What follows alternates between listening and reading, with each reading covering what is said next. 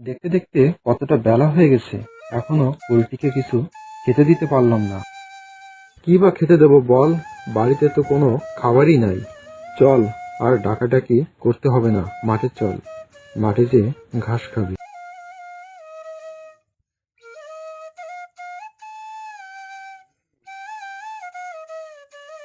রাহুল তার গরুটিকে ঘাস খেতে দিয়ে বাড়ি ফিরে। আর ঘাস খেতে হবে না, এখন আমি তোকে খাবো।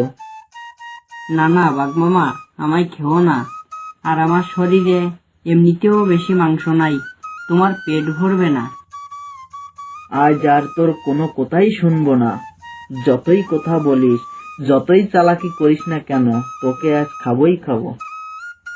তোকে অনেক দিন ধরে লক্ষ্য করছি, তোকে খাবো বলে, কিন্তু তোর মালিক তোর সঙ্গে থাকার জন্য খেতে পারি না তোকে। আজ তো মনে হয় আর রক্ষা হবে না, মরার আগে বাঁচার শেষ একটা চেষ্টা করেই দেখি। বোকা বাঘ, আমাকে খাওয়া কি এত ইসে? ঘুরে দেখ, আমার মালিক চলে আসছে। বাঘ গরুটির কথা বিশ্বাস করে যেই না পিছনে ঘুরে তাকালো, গরুটি দিল প্রাণপণ শোধ। গাভীটির চালাকি বুঝতে পেরে বাঘও গাভীটিকে ধরতে পিছন পিছন দৌড়াতে লাগলো। গাভীটি দৌড়ানোর সময় একটি গর্ত দেখতে পেল। গাভীটি বুদ্ধি খাটিয়ে গর্তের পাশ দিয়ে চলে গেল। বাঘ গাভীটির চালাকি বুঝতে না পেরে গর্তের ওপর দিয়ে দৌড় দিতেই গর্তের মধ্যে পড়ে গেল এবং পড়ে সে আটকে গেল। এইবার কেমন লাগে?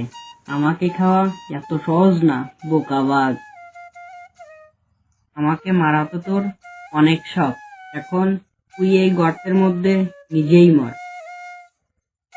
সত্যি তো গর্তটা অনেক বড় আর গভীর আর তেমনি পিছলা, আমি তো বের হতে পারবো না। গাভীটির সঙ্গে একটু ভাব জমিয়ে দেখি আমায় সাহায্য করে কিনা। আমি তো তোমার সঙ্গে মজা করছিলাম, আমি তোমায় কেন খাবো? আমাকে সাহায্য করো না এখান থেকে উঠতে। বাঘ, আমি তো চালাকি বুঝি, আমি তোকে উঠাতে সাহায্য করি যাতে তুই আমায় খেতে পারিস। তুই এখানে পড়ে মর, আমি বাড়ি যাই।